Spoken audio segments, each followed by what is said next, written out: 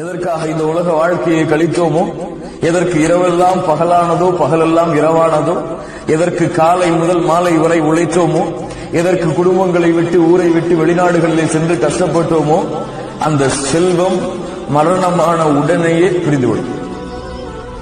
சொத்து, சுகம், பணம், பதவி, பட்டம், கல்வி, உலக வாழ்க்கையை கழித்த அத்துணை நேரங்களும் அல்லாஹ்விற்காக கழித்த நேரங்களை தவிர மற்ற எல்லாம் அந்த மரணமான தருணத்திலிருந்து அவனை விட்டு பிரிந்து சென்றுவிடும்.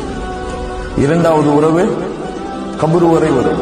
பாவப்பட்ட உறவினர்கள் என்ன செய்வார்கள்?